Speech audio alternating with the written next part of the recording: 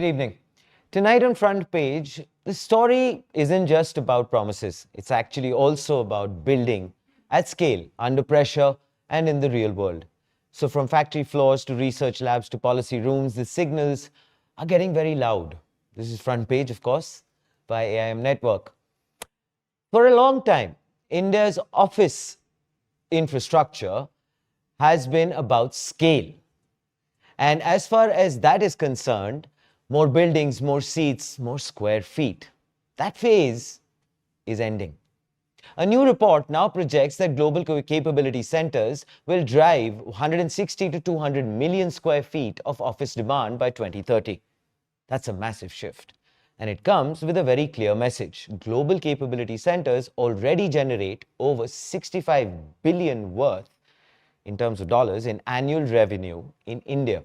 And that number is growing fast and expected to reach 90 to 110 billion dollars by 2030. So what's changing is how that space is being taken up. Nearly half of the demand is expected to shift to flex and managed workspaces as global firms prioritize speed and scalability. This isn't just a real estate story anymore. It directly impacts India's revenue engine, jobs, and global competitiveness. India today hosts over 1850 GCCs, employing around 2.2 million professionals and adding tens of thousands of seats every year as these centers scale up rapidly. These aren't back offices anymore. That's very clear. GCCs are now own core engineering, AI, cybersecurity, product, technology, and operations for global companies. And the way they choose workspace is reshaping India's office market. On the 18th of December 2025, Smartworks and UnearthIQ released a landmark joint report called India's Next Commercial Real Estate Wave, the Rise of Flex Spaces Fueled by GCC Growth. This report puts hard numbers on this very shift. Smartworks office, it finds actually, the GCCs are expected to require 160 to 200 million square feet of office space by 2030, and nearly half of that demand, which is 65 to 80 million square feet, is likely to be fulfilled by flexible, managed workspaces. To help us decode what's behind these numbers and what it means for the future of work and competitiveness, we are joined by two people at the center of this change. Harsh Binani, the co-founder of Smartworks, one of India's largest managed workspace platforms, powering GCCs with tech-enabled, rapid-to-live, scalable workspace solutions. And of course, Gaurav Vasu, a founder and CEO of UnearthIQ, a leading strategic research and GCC intelligence firm helping global companies navigate how they build, scale, and future-proof their footprint in India. Both of you gentlemen, Harsh and Gaurav, a big welcome to Front Page. Great to have you, the both, with us. Thanks. Thank you very much for All having right. us. Quite excited about sharing the evolution of GCC and Flex. Trust me, we are looking forward to this conversation as well on Front Page. I'd like to start with you first, Gaurav. The big shift, let's start there. As far as you, and then I will then obviously from there come to you, Harsh. But let's first start with what the report projects.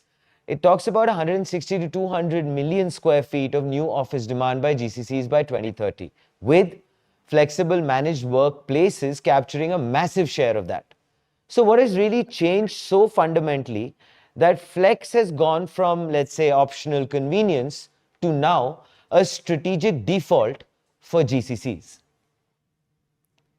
Thanks again, Sufi. So if you look at what's changed fundamentally in the last 2 to 3 years, in fact, in the last 4 or 5 years post-COVID, right? So if you look at the nature of GCCs or the type of global businesses that we are attracting to India, are actually a large number of mid to small size or what we call as nano GCCs as well, right? So one of the big driver is driven by, even if you look at Jan to December 2025 calendar year, we've had roughly 101 GCCs being set up in India, and roughly 45-50% of them are actually what you call as mid-size and nano GCCs, right? So One of the fundamental shift is the type of businesses who are moving to India. They no longer look at very large spaces. They actually build anywhere between 50 to 200 people the size team. And they also take a wave plan approach, right? Which means they may start small and then gradually grow. That's where flex spaces give them a great opportunity to, not have a large amount of OPEX and CAPEX and start with with a light model, asset light model as we call it, right? And second driver is actually what I talked about, which is the fact that a lot of mid-size and nano GCCs, if you look at their multinational nature of margins and the cost pressures they also have, they actually like to operate in a lot more nimble spaces, which are also which come with a lot of value add services, right? So it's not just the cost, but the fact that they also look for certain value add services. And today, flex spaces give that value add services, which historically in India, you had to actually, pick up a specific office, then have all the other value added Sure. services being bundled in by other service providers, which today providers give that, right? So I think that's been one of the biggest fundamental shift, or I would say two of the biggest fundamental shift as to why India would continue to remain a key market, and flex providers will actually give that end-to-end offering for mid to end nano size GCCs. Harsh, what Gaurav just mentioned, these very two important factors, does that actually align with what you're seeing on the ground today?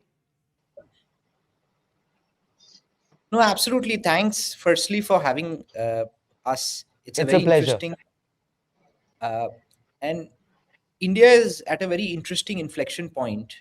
In about 75 years of our independence, we've produced about a billion square foot of office space, which, if you take it, leave it, is slightly above what New York City has alone.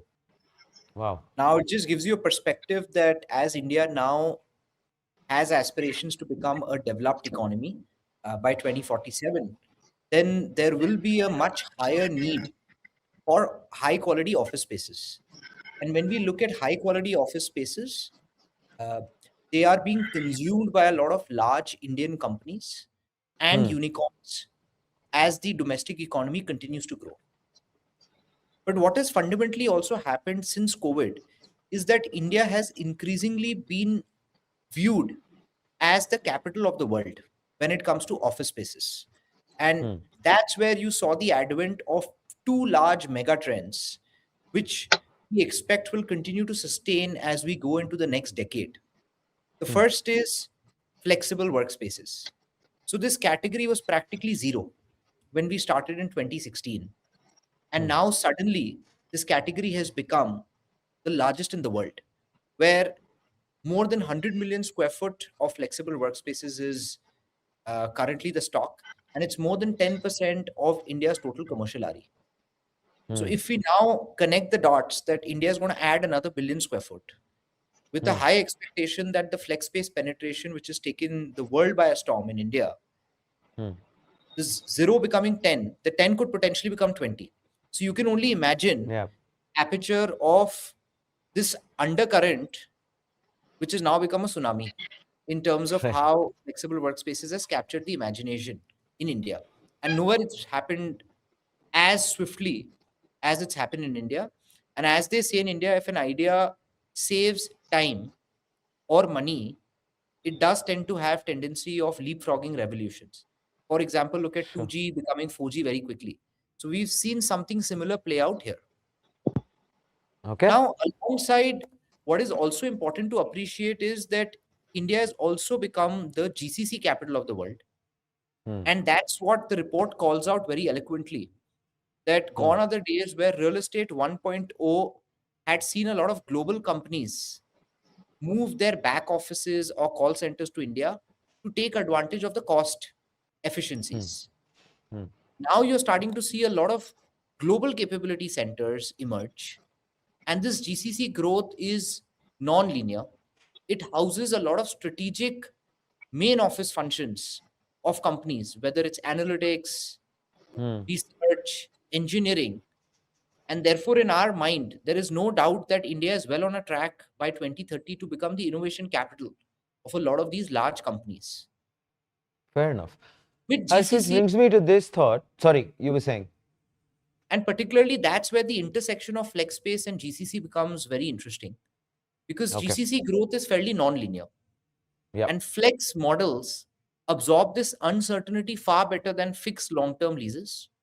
And Mm-hmm. therefore, enterprises have shifted a lot of their focus towards controlling business outcomes rather than owning physical infrastructure. And Hmm. flex space today has several advantages. A, the speed to market is very high. Within 60 Hmm. days, you can have the offices done.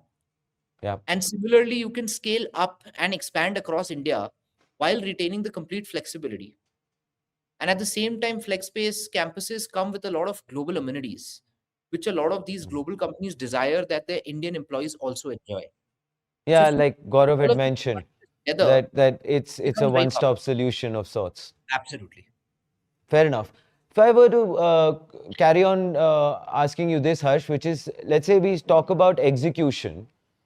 As far as the execution aspect is concerned, what is your take as far, could you share some recent examples where GCCs choose SmartWorks over other workspace providers? And specifically, for GCCs, how is SmartWorks different from providers like WeWork, Office, Tablespace, or IndieCube?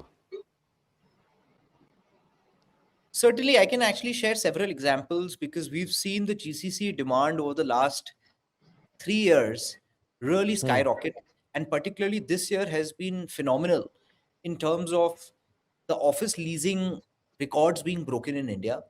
And we've seen increasing penetration of GCCs and flex space driving this dual mega trend. Hmm. Where we've seen GCCs really prefer an offering such as ours is the fact where GCCs are looking at starting very quickly, having Hmm. speed to market where they need their entire office infrastructure built out in 60 to 90 days. And alongside, they also want not only seats, but they also want a lot of talent availability.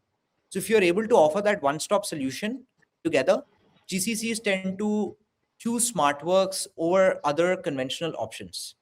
So Okay. therefore, campus scale readiness as well as the ability to scale up across India is largely where SmartWorks is well positioned. All right. Now, the entire sector is doing extremely well, and we've Mm-hmm. all been scaling up and growing very rapidly. Where SmartWorks has been able to create a unique edge for itself is that SmartWorks positioning as the foremost provider of large mega campuses Mm-hmm. with several amenities and the ability to scale up across India stands next to none. And all of this is offered at a very competitive cost structure, which is where SmartWorks continues to be the most cost efficient. So Fair. when you combine all of these together, it calls for a very, very powerful offering. And today, more than 15% of our portfolio is from GCCs. And as Gaurav rightly pointed out, you're also starting to see not only mid to large GCCs, but now SmartWorks is increasingly serving a lot of nano to small GCCs as well, with an ability Sure. to scale up and grow with them as their need evolves over the next few years. Fair enough. So the bouquet of GCCs is only starting to blossom, and I'm pretty sure it's going to carry on doing that. As far as Gaurav, you're concerned, I'd like to ask you this, which is that Harsh just drew a wonderful example regarding the difference between SmartWorks and the other providers. As far as if we take a step back, Flex is now being talked about less as real estate and more as a business infrastructure. So, Gaurav, Yeah. are we entering an era where offices start to behave like platforms rather than properties? Oh, absolutely, Suki. I mean, if you look at what Smart Vantage from SmartWorks offers, right? It's an end-to-end offering for both greenfield GCCs and brownfield, specifically for greenfield, where you not only get flexible options to choose from. If you're a mega GCC, you get customized spaces and office spaces. If you're a small Hmm. mid-sized nano, like her said, you get custom properties or custom office spaces which have marketing which is more global standard. But at the same time, I think the big differentiator, which like Harsh mentioned, right, with Smart Vantage is the reason why GCCs to be come to India or global firms set up their innovation and capability center is obviously high quality space and high quality talent. And Smart Vantage today packages that very well. Where part of Smart Vantage you have space, you have people, and Hmm. then you have Hmm. allied services. I wouldn't obviously go into the details. I mean, in the report, there's a slide that talks about all the allied services of compliances, beautifully designed innovation spaces where startups, academia, and GCCs Sure. come together. And if I was a multinational mid-sized, enterprise somewhere in Delaware or Dallas or somewhere in Silicon Valley, and if I was actually trying to build a high-end engineering product and support teams, I would actually look at a flex space which gives me smart vantage, like a flex space which gives me end to end, right? So I'm actually going to focus on my time to market.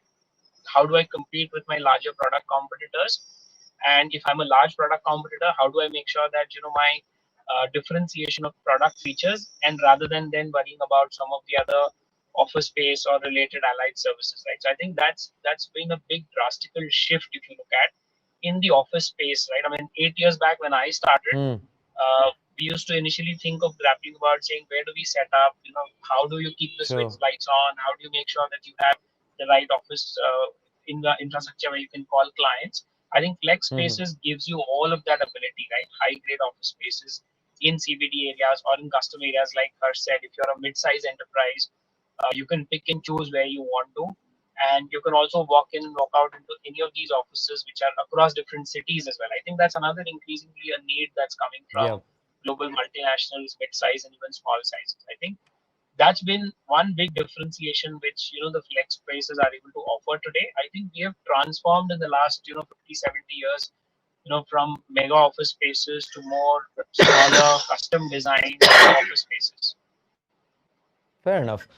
Harsh, which brings me to this aspect that, GCCs today want to move from blueprint to operational floor in weeks, not years. So, how critical are speed to live, let's for example, cost predictability and workforce experience in driving this shift toward managed workspaces? No, absolutely. And we are living in that era in India where quick commerce has made 10-minute delivery available. Mm-hmm. Expectations have Correct. become much more heightened to get to Hmm. market very quickly. And therefore, speed to live has become a non negotiable requirement for successful GCC launches, particularly Hmm. in competitive markets such as India. This, of course, comes with a lot of predictable cost structures through the OPEX models, which reduce a lot of risk at a global boardroom level, making the decision to move to India much more easier. Because fundamentally, nowhere in the world you have such a setup which can scale up and compound so quickly. Your rental Sure. arbitrage here is real. You can still get a lot of high grade office campuses for less than $1 a foot, which would Mm-hmm. easily be 5 to 10 times higher in a global market. On top of that, you have talent available at significant cost arbitrage. And this is Hmm. high quality productive talent which can be skilled and trained to your needs. If you combine a combination of speed to market in terms of build out of your infrastructure and talent, India offers a lethal combination. And this Fair enough. eliminates a lot of uncertainty, particularly in the environment where managed campuses are able to take care of both these needs, which is what compelled us to launch Smart Vantage. Because a lot of our clients were coming out talking about this one stop hassle free solution where Hmm. they can Hmm. consistent experience so that they can focus on their core and we Sure. can focus on our core, which is to create the infrastructure and provide the right talent. So, from that perspective, today, when we look at our client profile, Smartworks often gets selected, right, when clients need to plan for hundreds or thousands of seats rather than these small pilot projects alone, which we are also catering to. But of course, the larger requirement is where we've created a niche for ourselves So, a and one decide stop solution absolutely. is what you are championing at this given point in time. That's right. So if I And was will to obviously probably carry give on to you do a it. Gaurav, time, I want to come to you with that. Are you seeing yeah. this demand for speed and certainty, for example, consistently across sectors and Yes. geographies, as Harsh just mentioned, that as they are providing a one-stop solution? No, absolutely, Sudhi. I was just, going to give you an example. If you look at the GCC wave pre 2019, or if you look at the time to set up and get a 250 people or a 500 Hmm. people GCC established and get that up and running, typically in the past, around 2015 to 2019, that regardless of the states, right? I'm not going to compare the states here, but if you look at an India entity with a 250 or 500 people team, would take you anywhere between 120 to 180 days. Actually, that's come down drastically to less than about 60, 65 days, right? That includes the centralized licenses, shops and establishments acts, state related acts, and like what Harsh said, right? Building Mm-hmm. a custom made solution, getting the branding in place, the global colors, palettes, logos, everything in place, building custom innovation spaces. All of that can actually now happen in a matter of 60 days. All of this can happen, and a lot of credit should also go to a lot of states who have been taking initiatives of single window clearances. There are states, again, it's part of some of our reports and playbooks we have done as well. So yeah, so if you look at pre 2019 to now 2025, I think the big shift has been that the entire time to set up a GCC and get the 250 or 500 people GCC up and running has shrunk from 180 days to now 60, 65 days, right? I think that's a huge change. And a lot of credit should also go to a lot of initiatives being taken by the central and state governments. Again, multiple state governments on single window clearances, approvals on shops and establishment act, and creating a GCC, customer success officers that we have done. And to your point of, is this sector specific? Is this something which is across the board? It's actually Mm-hmm. across the board, regardless of the size of GCCs, regardless of the sectors, be it insurance, be it banking, especially or pharma and healthcare as well. Right? If you look at everybody's now competing with digital first businesses globally, right? So a big bank is competing with a BFSI or a fintech or a nano bank globally, and those nano banks are Mm. also setting up businesses in India. So time to market for B2B, B2C products for a pharma trying to, for example, Amgen came in the last 12, 18 months, somebody like them would try to look at how they set up a GCC and cut down the entire drug development cycle and time to market for some of their drugs, right? I think time is very critical in getting the entire team, not just the legal entity, but the entire team up and running. And I think we have done a phenomenal job of all the ecosystem players coming together in making sure that it's shrunk drastically and it has become a much more attractive geography in that sense. Before I move on to the tier two cities, both of you gentlemen have very quickly, right? I would request you to rate, actually not rate, but I mean, given the fact that you're so deeply ensconced as far as the ecosystem is concerned, Maharashtra, Andhra Pradesh, Tamil Nadu, Karnataka, which of the states, according to you, are doing wonderfully well as far as the infrastructure is concerned?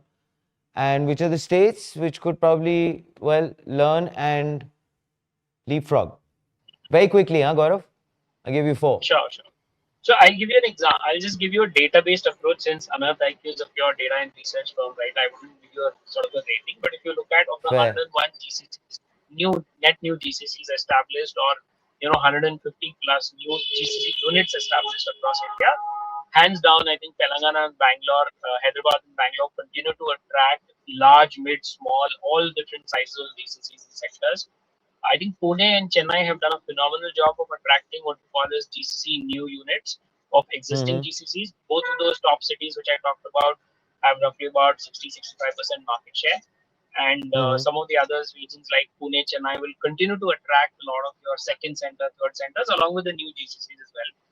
I think there's a lot for a lot of the other states to still put together in terms of the ecosystem. I don't think there is anything lacking. Whether you look at Kerala, whether you look at MP, you look at UP or all the other states, I think some of them have policies and some of them are making policies, and they also have a great talent ecosystem which has already been built over the last 4 5 decades by IT services. I think it's about attracting the right type of GCC. If you look at Pune, continues to be a hub for automotive engineering. Bangalore obviously continues to be a hub for high-end product engineering, BFSI, pharma, multiple sectors. I think for other sectors, for other states, I think what's important for them to learn is to curate the larger ecosystem of innovation play. Right? I think that's something which some of the other, for example, T Hub has done a fantastic job in Telangana. The NASCOM COEs in Bangalore and some of the other tier one cities have done a great job. I think if they can marry the innovation piece, because like I think we began the discussion where we said these are coming in not just as a cost arbitrage play, but all of them also want to set up a capability center. I think some of the other states could learn and partner with a smart one tech sort of player where they can club and bring together an innovation space within the office spaces itself rather than Fair trying to enough. rebuild. So they can leapfrog faster. Fair enough. Harsh, I'd like to ask you the same question, pose the same question to you. Of course, Gaurav came from a very report analytics point of view. You're the man on the ground. You're seeing everything happen and unfold in front of you. So, how would you put it across? Look, as businessmen, we are seeing opportunity in all the major states, and Mm-hmm. particularly the top 7 cities of India, which is where 90% of India's commercial RE is concentrated, are all seeing several large GCCs evaluated meaningfully. And Mm-hmm. for us, as we look at our decision, it does not hinge purely only on GCCs. We are also seeing conventional demand shift. So, particularly the West markets and South markets have perhaps seen more policy support than Mm. the markets in North and East in general.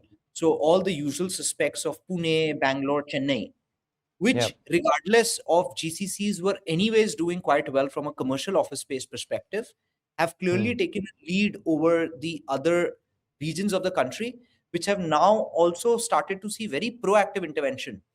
So we Okay. know Uttar Pradesh, the Punjab, Haryana governments are all now starting to build out their own GCC policies. And therefore, Sure. as we see Maharashtra, Telangana, Andhra Pradesh, and Karnataka, which had perhaps taken a lead in terms of more Mm. GCCs coming, definitely the competition between states is intensifying.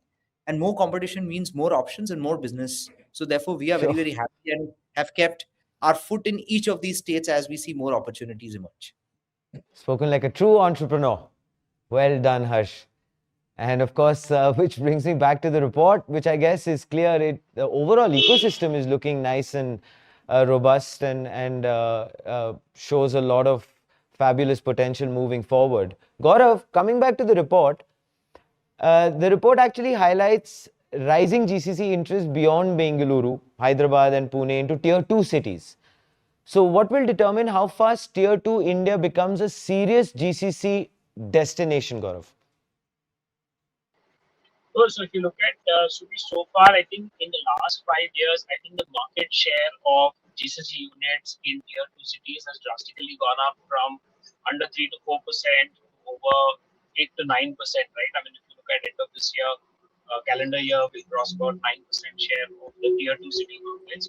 I think what will determine, I think it will continue to determine two critical aspects, right? So between tier one, tier two city, obviously the cost differential and the quality of infrastructure, obviously, in fact, in some of the tier two cities, quality of infrastructure, and Harsh can add on to this, is almost comparable or slightly better in some of the tier two cities. But I think what will clearly act as a differentiator is the high quality talent and a lot of talent that is actually now post COVID moved to tier two, tier three city. These are Sure. mid-level career talent who's moved from be it product engineering, customer success management, moved from a Chennai to a Coimbatore, right? If you look at Coimbatore and Ahmedabad, they are phenomenal case studies from a tier two perspective. I think Hmm. Coimbatore has crossed over 55 plus 60, close to 60 GCCs now. And Hmm. why did that happen? The blueprint or the playbook was a lot of talent that had actually migrated mid-level. One of the reasons why tier two cities were always holding back in terms of the growth and share, if you look at IT services, they have a larger share, was not the freshers. I think there's phenomenal amount of fresher quality talent that comes across from engineering, commerce, and all the other streams. But I think it is the Hmm. mid to senior leadership talent, right? And a lot Which of is now ancillary ecosystem being filled as a gap. which has now been filled as a gap, right? I think that gap, as it gets filled further, if you look at the leadership talent, so the mid-level Sure. talent gap is filled, and that's why a Coimbatore could leapfrog, a Gift City or a Ahmedabad could actually leapfrog and have over 40, 35, 40 plus GCCs in Ahmedabad now, Sure. right? And they're setting a target of over 150, 200. Similarly, Coimbatore. It's actually the top layer of the GCC country head, a CIO, CTO, right? A lot of Fair. them may not have, even if you look at now, tier two cities, not just in India, but around the world GCC ecosystem, you'll see a lot of them will be second or a third center. So it's a hub and spoke model. So your hub will be a Chennai or a Bangalore Fair versus a enough. Mysore, right? Got That it. will be a hub and spoke. I think it's the leadership talent which, as soon as they start moving to those cities and start building those, I think we're seeing something like Then that those happening will in UP. flourish. Those will flourish, and Harsh, their market share, Harsh, our as just expectation. Gaurav just mentioned, the hub and spoke model, for example. Are you seeing this, Harsh, that GCCs are already asking for tier two expansions? Or is this still early stage, as Gaurav just mentioned, that maybe there still is a gap as far as the leadership talent is concerned? Well, I would concur that Okay. both in terms of availability of supply Mm-hmm. as well as availability of talent, the large gap which existed, let's say a couple of years back, that gap is Hmm. starting to shrink. Hmm.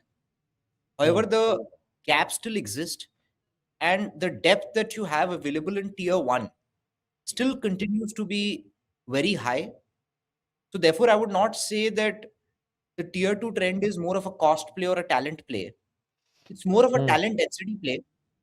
Of course, Hmm. Flex is making tier two very practical for a lot of Hmm. these Hmm. large, Hmm. and not just aspirational. And it's a fact that we are seeing a 50% shorter commute time in cities such as Jaipur, Pune, which Sure. of course directly correlates to higher employee retention and productivity for tech firms, particularly. However, we do recognize that the cost rental advantage is not the only hook which will get a lot of large GCCs to adopt tier two. They would Hmm. want ecosystem and greater availability of mid to senior level talent Fair. available before tier 2 becomes a more permanent destination for GCCs. At this Fair. stage, tier 1 still continues to dominate the conversation, and we still believe tier 2 will take some time to mature. Hopefully, it is a few years rather than a longer time. Fair. Harsh, which actually brings me to this. Modern GCC offices, as you have mentioned earlier, are experience ecosystems now. People want that experience. So, where does workspace directly influence talent attraction, retention, and productivity outcomes? Maybe that gap that you just talked about, that it could be squeezed further. So, this question needs to be broken down into two parts. What is it that I need Mm-hmm. in my office, and what Yeah. is it that I need outside my office? Perhaps within the office, it's very clear that large enterprises demand a one stop solution, which Mm-hmm. A gives you speed to market. So within 60 to 90 days, you get your option ready. Then this option is highly scalable across India. And Mm-hmm. finally, this option gives you flexibility to scale up and down depending on how your needs of the business evolve. Fair. Anyone who's able to offer that in a tier one environment has a fairly large GCC offering on their plate, which is where FlexSpace tends to get benefited significantly. Understood. However, the other question that you pose, right, that what is it that makes employee retention easy Yeah. and Yeah. productivity high? Yeah. That question cannot alone be answered by what you provide in your office. While office is a great determinant to making sure that your daily life and the Hmm. hours that you spend at office gives you that congenial environment. However, Hmm. a lot of the intangibles with regards to your commute time from your home, ecosystem that you have available for your family, the school ecosystem, and just the Hmm. overall environment where you feel very fulfilled. Fair That enough. entire ecosystem is where we are starting to see a lot of differentiation emerge in different cities. And Hmm. as we look at a holistic solution, the employer today is not solving for only office, but he's also solving for office plus ecosystem to ensure that their employees are very happy and productive in the environment that they are in. Which is a very positive thing that you've just mentioned, Harsh. Gaurav, which brings me to this. From a global boardroom perspective, how important has workspace experience become in India as far as decision making is concerned, as Harsh just mentioned, that there are people who are trying to create that holistic environment. How does it translate into the into the boardroom? No, it has become an extremely critical experiential question right now. I can give you tons of examples. You look at EY moving to Coimbatore, you look at a Nissan, looking at currently explore, I mean, already been in Trivandrum for a long period of time. Why did a lot of Mm-hmm. these global GCCs choose, or a Flex, for example, in Coimbatore again? Why did these GCCs choose a specific location? Was they wanted high quality, highly productive product engineering teams. based out of these locations, which improve productivity, which improve overall experience. If you look at overall, I mean, GCC attrition is today trending at about at a country level at about 10%, right? But if you look at Hmm. most of the GCC tier two cities, right, from Trivandrum, Kochi to Ahmedabad to Jaipur to multiple other cities, if you look at, they're hardly 5%. And I think a lot of intangible that Harsh spoke about become extremely critical, especially when you're focused on high-end product development, product launch, or a chemical Hmm. molecule analysis that you're doing for a drug launch. You can't be distracted by a lot of these factors. A lot of those non-tangibles have a huge impact on why a boardroom chooses, let's say, hey, if I want to expand and add another 150 people center of excellence team, should I do that in a Bangalore where the commute times are becoming challenging because obviously today it's the hub and it's the capital and would cross 1,000 GCCs in a matter of another 6-7 months, right? Or should I do that Hmm. in a tier two city where a lot of these experiential related and employee retention related challenges are killed, right? I think it has become very critical. Tons of examples. I've given you a couple of them. And I feel that increasingly that's how tier twos will have to position themselves, right? And also a lot of state governments will have to balance between how they attract a lot of GCCs and also enablers. It's a responsibility of enablers like us and a few others, the other competitors, to see how they can balance out, the core versus the support between tier one, tier two cities. Because I Hmm. think this is going to make a huge difference in the next 3 to 5 years because there are clusters in tier one cities which are becoming challenging. So let's also accept Hmm. that a Bangalore is not 100% foolproof, right? So if there's a BCP plan, it also needs some of the other tier two cities to live up and support it, right? So I think some of the boardrooms are talking about BCP, employee experience, and a lot of these intangibles. And already, like I said, if you look at second and third centers from Ahmedabad to a Trivandrum to a Jaipur have started attracting. Gaurav, which brings me to this thought. Harsh, I will come to you. But very quickly, Gaurav, could you just sum this up for me? Different GCCs, different needs. 300 people, for example, in a particular GCC, scaling up to 3,000 people. So, scaling GCCs and highly mature centers, what are the strategies? How are workspace strategies looking at that entire aspect? So I think you will also have to break this into contextualizing it. So if you look at a mid-market or a mid-size enterprise, their Yep, yep. scale is going to be different, right? Their scale may be 50 to a 500, and they may not even need beyond 500 because that's the size at which they operate globally, right? Yeah, yeah. Or That's why I mentioned different GCCs, different needs. So I think scaling from it's not just a flex question. I think you also need to look at from Okay. a scale perspective, how is the competition intensity? Because I think one of the Right. undercurrents that people need to realize, we attracted 101 GCCs this year. Last year we had over close to about 80 plus GCCs. To put together in the last 2 years, we've attracted 180 plus, right? Hmm. How do you look at talent branding? I think the GCCs coming in 2026 or existing GCCs trying to scale need to look at the scarcity index, right? What's the demand supply scarcity? I want to set up a automotive analytics COE in a Pune or a Bangalore, but Sure. is the demand supply equation supporting that, right? Can I quickly scale? So scale is Hmm. going to be a result of what's happening with my demand supply talent ecosystem given in the same location or in the same city. Second, what is the ancillary innovation ecosystem available? Can I also partner with a lot of subcontracting partners, the likes of say, T Harbor and Nashcom Innovation Center and startup ecosystems to build it? A lot of scale in the next 3 to 5 years is going to be about a mix of how I scale my own team and how I actually scale along with the partner ecosystem. And the partner Okay. ecosystem could be the tech services players, the innovation partners, and the enabling partners. And Smart Vantage and UnearthIQ also has an offering which helps you scale your innovation without actually just scaling your team, right? And I think Okay. the other piece, which we need to look at it from an India perspective for GCCs I actually will. is also I the have. AI space. Sorry, Gaurav. I actually have to go to Harsh because of the paucity of time. Really sorry, but I would request both you gentlemen to be fairly crisp because there is so much genuinely which I want to cover with the both of you. Harsh, how do you operationalize those differences when designing and managing these spaces that Gaurav was just alluding to? No, like Gaurav mentioned, every GCC is very different. And Mm-hmm. their aspirations, however, are consistent. That the Yeah. experience that they are getting in India in their GCC has to be equivalent to the global standards that they've built their HQ, because for them, this office is also symbolic, that this is Sure. part of their main decision making rather than a back office, which is how India used to be known earlier. And True. we've seen, uh, every detail that matters, right? Whether it's the acoustic panel or the lighting or the color Hmm. palettes, it's all customized to reflect the parent company's global brand DNA. Hmm. Seen many examples, right? Like, for example, one manufacturing GCC even integrated a live product showcase experience center directly inside their Hmm. managed campus.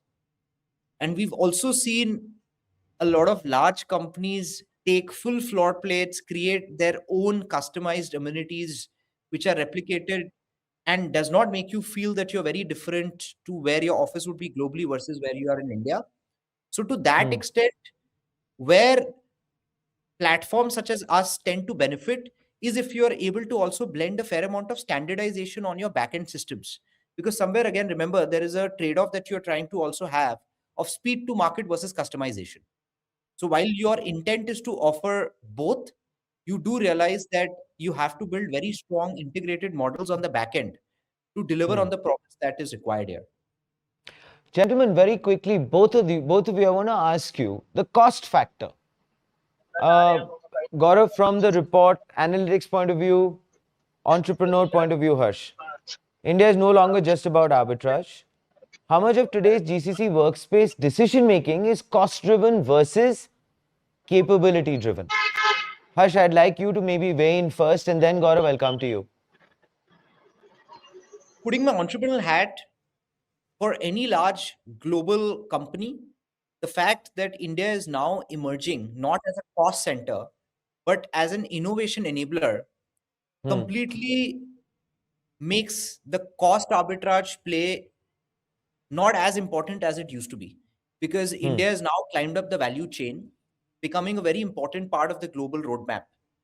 Hmm. However, in an environment where the flex space offering offers you both speed and cost savings, makes the Hmm. offering much more compelling. But clearly, for decisions which are integral to the global HQ, cost will not always be the only advantage which India will be able to take advantage of. However, structurally, our rentals and talent cost will always be uh, significantly at advantage to the developed markets. However, that advantage is not lying with India alone. You have several markets in Asia which offer similar combinations. However, the fact that India also offers you high quality talent is one of the biggest differentiator which gives India the edge, and that too available at Gaurav, scale very speedily. do you agree with Harsh? No, absolutely, Subi. I mean, if I was to give you a statistical point of view of the data that we are Yeah. tracking, right? So if you look at the advantage from a cost arbitrage perspective, actually, if you look at we had a 4x cost advantage or a differential compared to, let's say, US, Europe versus India, right? So if you are running a Hmm. $100 million capability center or a shared services center globally, and if you were to bring some of that, you would actually do Hmm. that at one fourth of the cost. But given how India has matured in the last few years, that differential has come down, but that's not, deflected some of them to move away from India. It's actually now one third, right? It's actually come down from one fourth to one third because Bangalore has a lot of high end talent, high quality talent to offer, which you wouldn't get anywhere in the world. Similarly, Hyderabad or some of our other cities have that talent. So the point on the cost weightage, if you look at in our own model, right, part of another like if we were to look at a cost model for a boardroom, and if you were to look at what boardroom would ask us as a question, there are three parameters. One is cost, one is scale, and capability.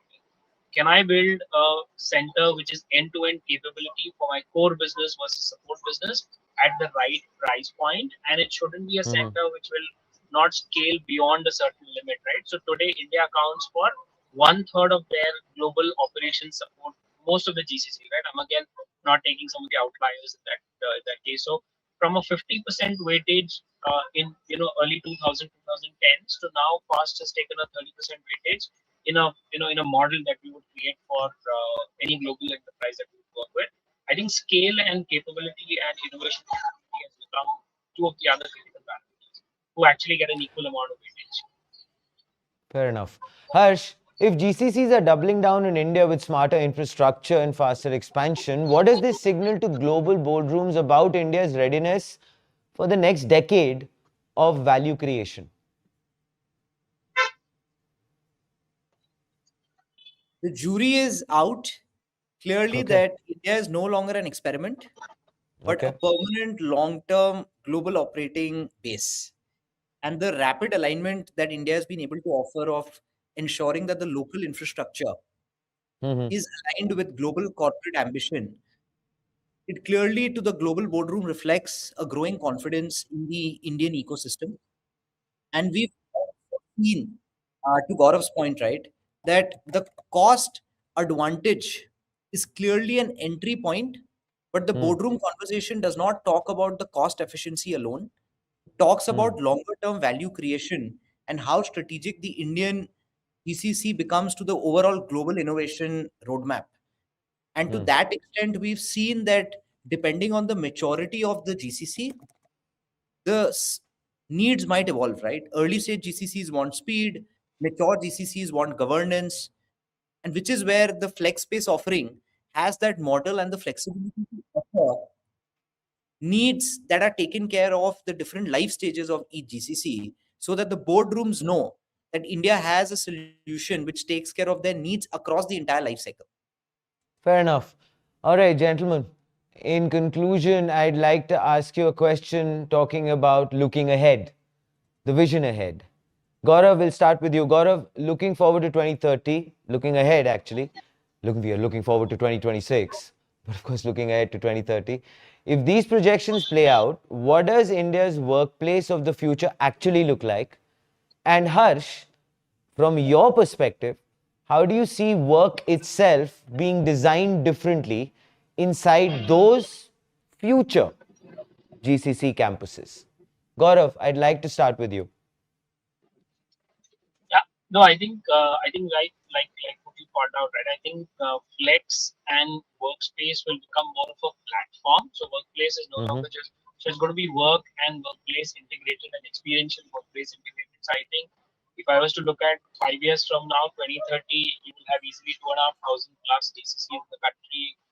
Majority of them offering, I mean, being spaced out of these experiential platforms like Smart Vantage and the others. And it's going to change and transform the way work and workplace is looked at. It's going to be looked at more integrated. Okay. Harsh, how would you envisage those offices in those future campuses?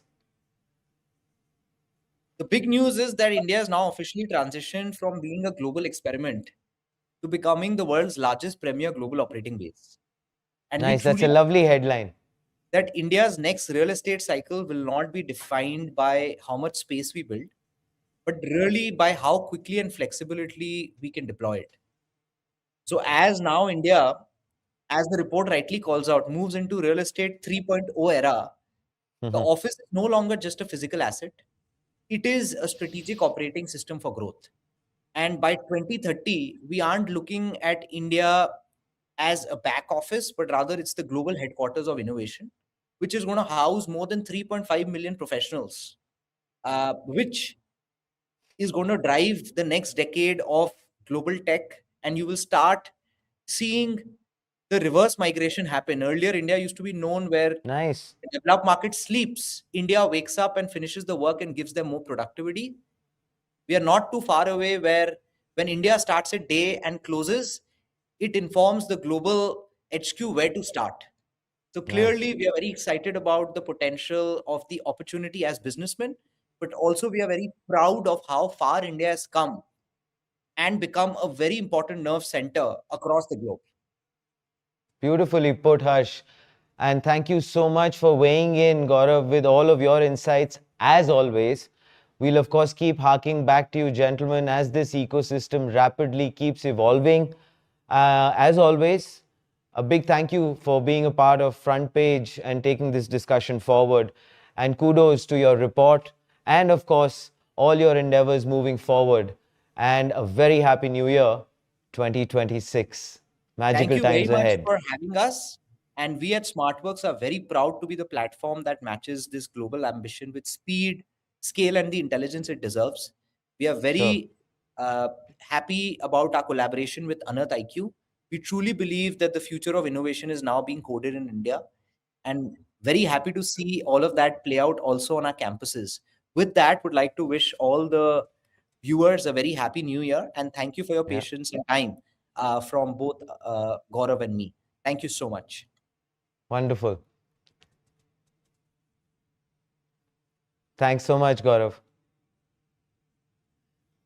Pleasure having both of you gentlemen with us.